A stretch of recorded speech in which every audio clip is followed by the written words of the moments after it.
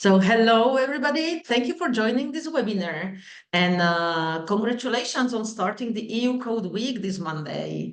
We are here with Karina from Code.org to tell you a little bit more about our newest activity, which is called Music Lab, which we have created, which our curriculum team has created in order to support and engage, especially those students who feel that creativity is their thing, and to enable those students to connect with computer science, which not everybody perceives as a creative undertaking. So I'm your host today. My name is Martina. I'm originally from Slovakia, so much closer than I am currently based in Chicago, and I'm working on the Code.org global team. So bringing the programs from Code.org to all the countries around the world. And would you like to introduce yourself, Karina? Yes. Well, hi, everyone. My name is Karina. I'm going to be supporting Martina today. I'm a Global Partnerships Manager at Code.org, and I've been focusing on expanding computer science education, mainly in Spanish-speaking countries. Originally, I'm from Chile, and I have a background in teaching, and I've been part of Code.org for over a year and a half already. So very excited to explore Music Lab with you all today, and thank you for your time and welcome. Thank you, Karina. So for everybody, if you would still like, we have this Padlet where we would like to give all of you the opportunity to introduce yourselves. Maybe you find a connection between two of you in the same country, in the same region, or with the same interest. So this is a Padlet that you all can now contribute to, but also see what the others are contributing about. So let's use this Padlet as our connection tool, and let's get into the content. I guess most of you know, or many of you might know Code.org, but for those who do not know, we are an organization based in the United States, created 11 years ago with a vision that every student in every school has the opportunity to learn computer science.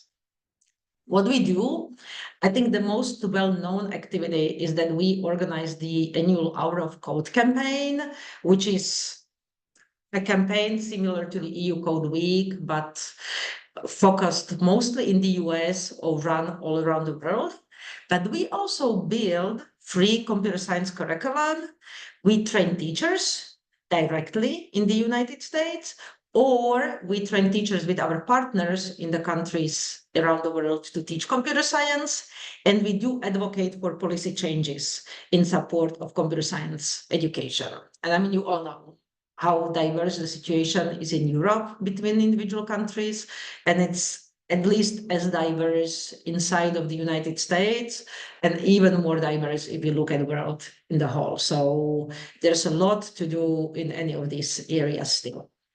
And today, we are joining the two of our efforts, the campaign one, the Hour of Code with the EU Code Week, so supporting the campaign, which is to build awareness about the importance of computer science, but also to show, from our perspective, to show to teachers, to you, but also to students, that computer science can be something easy, fun, engaging, much more accessible than people usually imagine, and much more entertaining. So, and connecting the campaign with our newest curriculum offering, which is the Music Lab. So thank you for joining.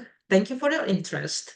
And we only have basically one topic in this webinar, and that's to introduce to you what Music Lab is, how it works, but also to let each one of you to try it on your own and to see how it works so that you know how to bring it to your classroom and to ask questions and to ask questions about anything that interests you about this Music Lab.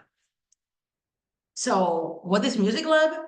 Our newest coding integrated development environment in which, by using blocks, similar to any other block coding environment, you don't create algorithms leading a character from point A to B, but you are using blocks to create your own music or to remix songs by many famous artists. You can see here like Chainsmokers, Coldplay, Eloy Black, but recently we have added Shakira, which is our newest addition, but we also have classical music like the music from the London Symphony Orchestra, for example, that you can remix, and we are going to see that in practice in a very short while. Who is the Music Lab for? It's the most suitable for students starting from grade 2. So we expect the students, which is about the 7 years of age or 8 years of age, you expect the students to be able to read and to have the basic computer ability, which is to mean to drag and drop a block. That's the only previous requirement that the students need. The level is beginner. Duration of this tutorials is usually one lesson, so you can do it in 45 minutes or in 1 hour. And why we say here that the devices are laptop, Chromebook, and tablet, we know that this is also available, accessible, and usable on a cell phone. So very wide range of devices you can be using to access the Music Lab. What might be interesting for you is like which languages are supported. If I look at the list, so from the European languages, you can see German, English, Spanish, French, Italian, Polish, Portuguese, Romanian. This is in progress still. Slovak, and on the border of Europe, Turkish. So we are trying to cover most and the most major European languages, and I hope that each one of you will find your own language or your own example that you can be using with your students. So instead of showing you slides, let me now go and show you what the Music Lab is about. And if you want to get to Music Lab, the first thing you might want to do is to go to the URL that's code.org/music. That's the easiest way how to get to all the tutorials. You can try Music Lab in a short activity. You see some examples of songs. You can listen to what previous students have created, or you can watch videos that will introduce to you how Music Lab was made, what's the connection between coding and music and songwriting. So watch videos that will introduce to you, that will let you know a little bit more about the connection between the music industry and computer science. And or you can do a longer activity with your students. Our team is adding more activities in some of our long-term courses, but this is what you can do now. Let me have a look. So let me show you what it gives you. So if I decide to try a Music Lab,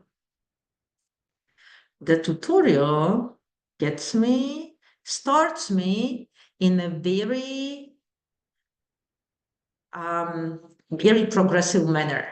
So in order for the tutorial to be accessible to any student and also for the ones with no previous experience, the tutorial leads me step by step from the easiest to more and more complicated, introducing new blocks and new activities step by step. So you can see that the workspace has several parts. On the top, you see your progression indicator. Each one of these little bubbles is one level in the tutorial, and the green ones indicate the ones that you have already completed. You get the instructions on the left. You see the workspace where your code is in the middle, and then you see the controls and the music itself, the timeline of the music and the music itself on the bottom. So in this exercise, my instruction is to change the sound, and I should click the name of the sound to select the new one. I select whichever new one I want, and then I press the button run. And my music plays. When I press continue, I get into more block code. This will teach me how to drag and drop blocks and how to connect them. These blocks are not connected. I will connect them like this. And if I run, I get to play the new music on my own. The tutorial will lead me through different kinds of blocks. The next level introduces a block that's called play together. If I go to the next level, I will get to learn a loop, to get a repeat. The level that comes after introduces what a function is until I get to the very end, which congratulates me and tells me I can go on. If you don't want, by any chance, to do the tutorial because you have already done it, you think it's very easy, it's not needed, you can directly here skip to the project. And once I get to the project, this gives me the exciting opportunity to decide I want to remix a song from an artist that I like. And this is, based on our experience, the most exciting part for the students, right? Because how often do you get the chance to remix the songs from your favorite artists? You can decide to skip and not use any of the songs, or you can decide to use MC Hammer, for example. And you get into a full coding environment in which you can choose from sounds, from controls, effects, and functions, all the time working in a drag and drop way and going to explore what's happening. What can you get to? And I prepared for you like some real projects from some real students. So if you could see me starting with an MC Hammer song at this very beginning, I can get to something very easy and fast. You can't touch this. Stop. Hammer time. Very similar, right, to the song. Through something more complicated, you can see using functions, using events, using loops, using new blocks that are called play together, choosing very different kinds of sounds. I told you, homeboy. Music hits me so hard, makes me say, oh my Lord, thank you for blessing me with a mind to rhyme and two hype feet. It feels good. Hammer time. You're down. A super dope homeboy from the Oak Town, and I'm known as such. And this is a beat you can't touch. And I can even use these buttons Hammer time. Or just create whatever different type of music you would love to do.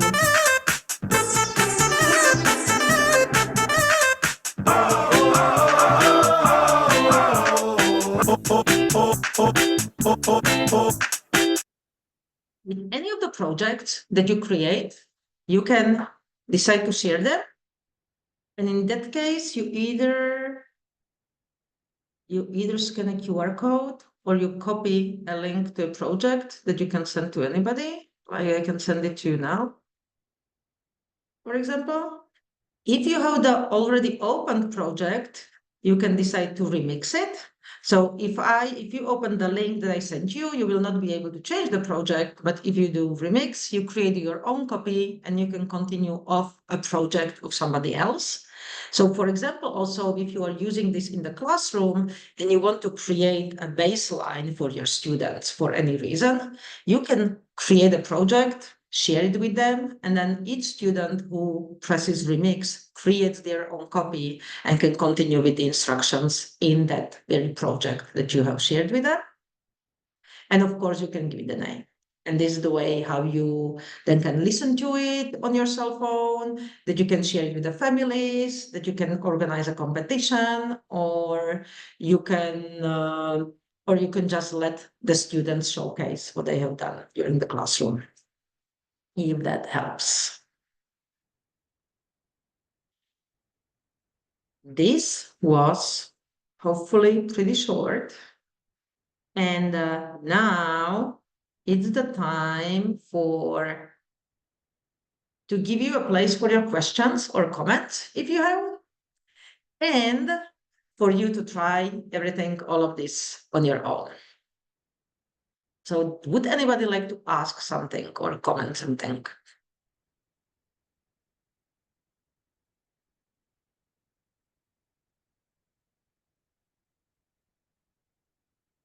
This sounds like no questions in this moment, so feel free to write them in the chat if you have any, or to ask later in the process. And now we would like to encourage you to open your browser, navigate to the code.org website, sign in to your account or create a teacher account, and join our classroom section and try the tutorial yourselves. So if you know how Codador works, just go ahead and use this classroom section to get into the lesson. And if you don't know, then feel free to follow along with us and go step by step. So the first one is go to the site code.org, please. And if you, and the upper right corner will give you the option to sign in or to create an account. You choose the one based on what you want, whether you already have an account or you want to create a one. And if you want to create one, you let me go here.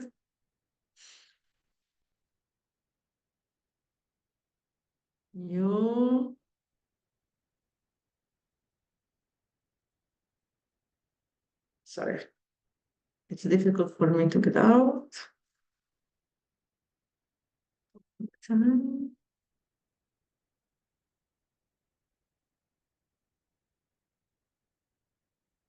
will get an option to create an account with Google, Microsoft, Facebook, or Clever if you use any of these tools, or to sign up with your email address only.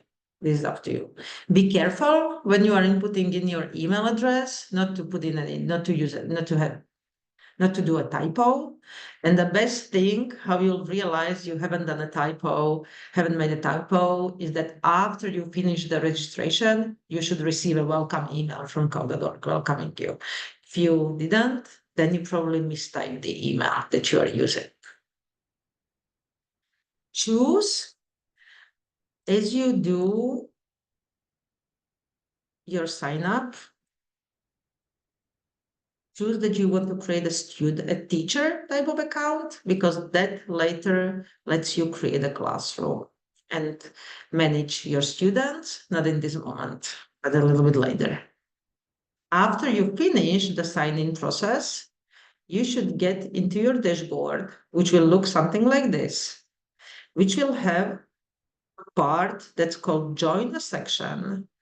And there you should input the code that we have just shared into that section. Join the section we have created for you.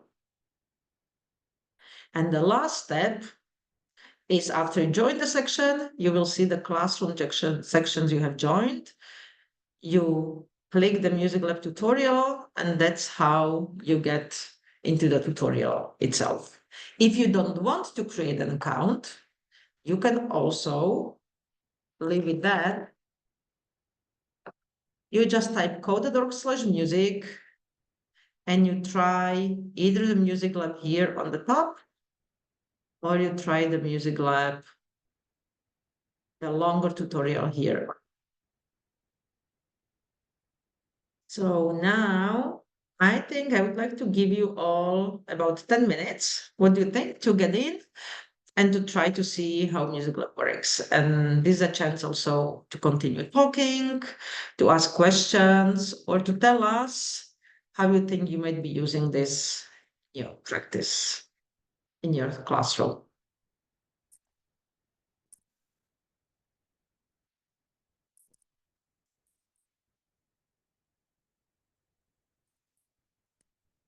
maybe you're wondering why we ask you to join a section. If you can maybe just go to Coder Music Lab, music, and just go to the tutorials to that way, right? But this is I think a wonderful feature that the platform has for teachers.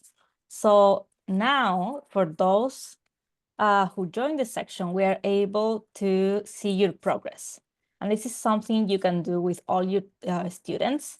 When you create a section for your class, you can see the list of students, that join the section and also their progress. So you can monitor their activity. So this is the example of the section we created for you. And we see that Dani joined the section. This is Martina, but also Martina Salinova also joined the section, and Micaela. So what we can see here is basically what you did in the tutorial. So we can see, for example, that Dani, he did levels 1 to 6, and then he jumped to level 14, I imagine, because you were super excited about creating your own composition. So that's perfect. We see that Martina and Michaela, you completed until number 14, the level 14, which is actually the last level.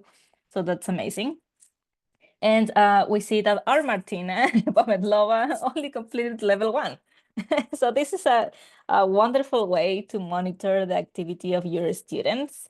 And when you have any other content, this is not only for Music Lab, but with any other content, you can see what they are doing. And in this case, you see the levels, right? But also there's another feature when you see a regular section of class, when you see if they, for example, completed the level, but maybe they used more blocks that they needed to use. So the platform shows you that as a teacher. So this is a wonderful way to really monitor their activity and their progress, and also to evaluate. Like for teachers, it's super useful to see this. And maybe if I need to give maybe some evaluation and do an assessment with the students, this helps me to realize if they completed the activity or maybe not, or if you want to use it as a formative way to evaluate and maybe help them with some of the levels that they couldn't complete for some reason. That's also super helpful. So this is a feature that only teachers can see. So if you have maybe an event, an activity this week, and you want to make super easy for students to join the activity, you can create a section for them, and you can also see at the end of the activity what they did and what they didn't. So maybe you can help them with that, or evaluate if that's something you want to do. So super helpful. And remember, you need to be signed in with your teacher account in order to create these sections, in order to see this progress. So that's wonderful. And also there's the other way, if you can just want to share the code.org/music and do the tutorial that way, that's also a possibility. But this is a extra, very nice extra that we have here available for teachers. Can I ask you, Karina, to maybe show two more things? And one is that if you click the little arrow next to the name of the student. Yeah, I'm not sure. Oh, Dani. Oh, so this one doesn't really count the minutes, but it shows when you worked on each of the tutorials, on each of the levels. And I'm wondering if this is a tutorial that doesn't count the minutes, or whether you spent like just too short of a time, maybe on each of the levels. So it didn't. I think it's activity, Martina, because nobody has okay, so the this information. activity. I think it's activity, yeah. Okay, but but if you go to longer term courses, it would show you the time spent. And then another thing, if you go up, if you return up in your classroom, you can see projects. So when you go to the projects, we can see the projects that some of we are the teacher and you are the student. So this way you can see the projects of your students. Are you okay, Dani, if we open your project and see what you were doing while you skipped the individual lessons that you were supposed to do? Yes, please, because it's impossible for me to do this without this tool. I mean, I don't know nothing about music. I love music, but it's very difficult for me to understand the musical language. But with the tool, of course, I know how to code. It's very easy for me to mix something. Let's say. Can we listen, Karina? This looks Okay, intriguing. so I'm gonna share your project if that's okay.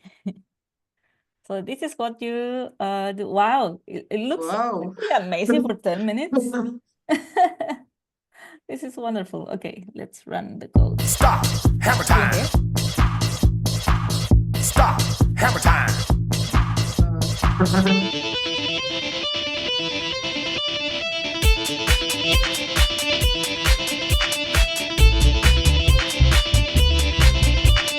Break it down. Break it down. Yo, let me bust the funky lyrics. Oh, wow. I need more time. When we finish this webinar, I mean, I work in progress. Yeah, work in progress. But it's amazing what you achieved in 10 minutes. No, I think this tool with I mean, for the kids is the same. If you left time for the kids only to, of course, they have to do the tutorial, but free to use the tool, they can spend hours. Yeah, hours probably, right?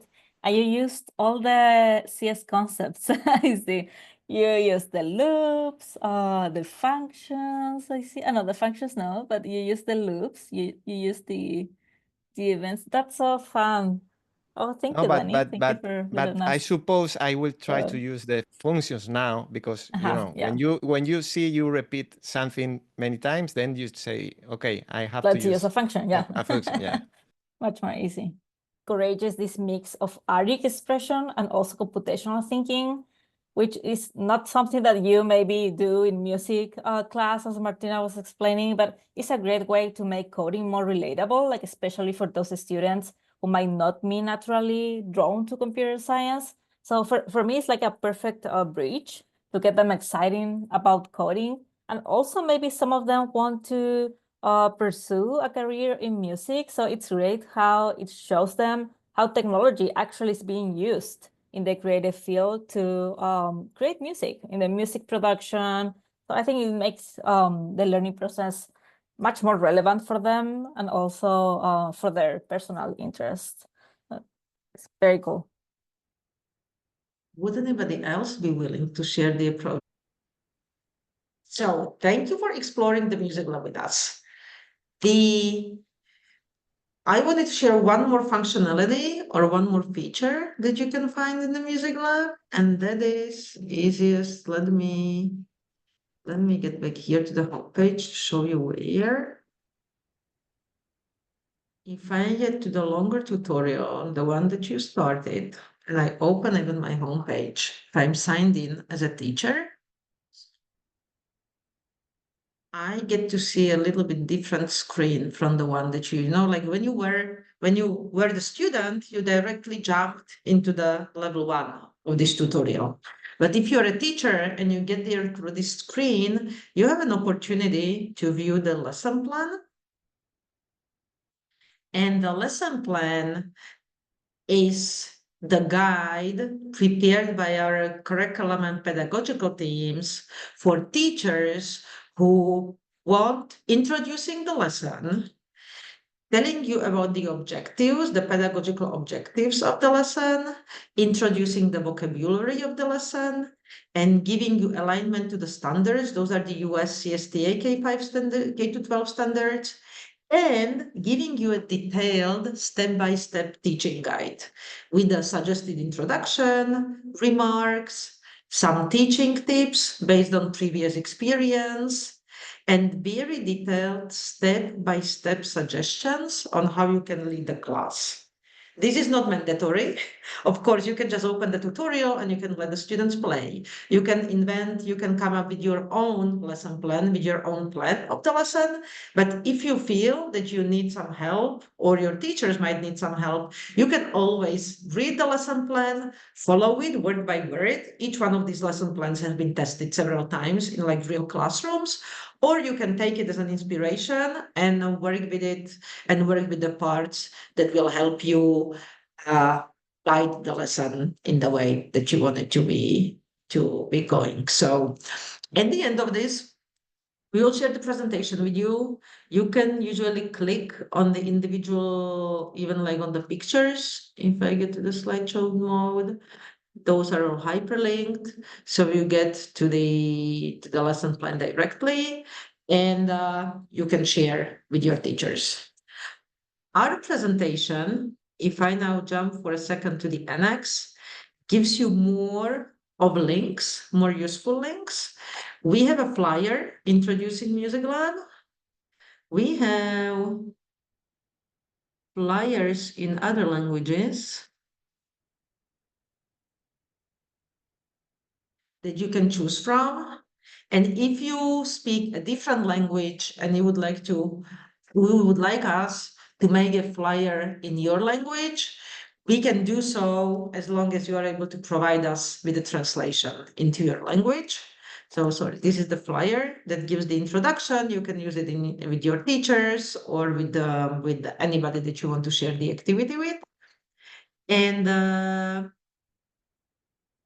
And then we added additional information on all of this connected with like account creation, your student management, how to create sections, how to monitor progress, where to find more help, and working with the teacher dashboard, and all of the other most important functionalities in the platform, if this is something that can help you in working with the platform.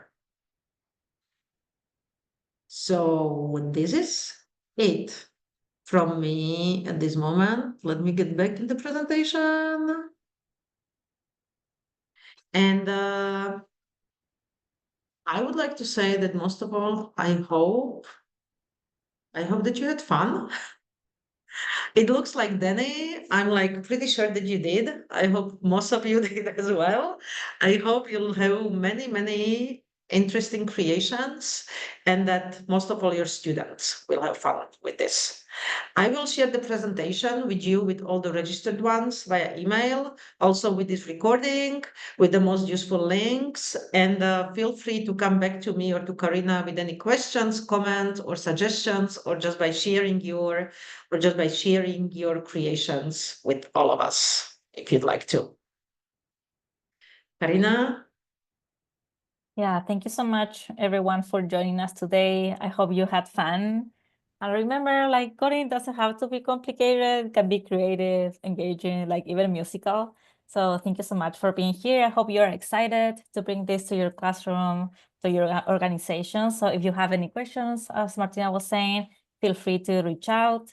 And thank you so much. Have a great day.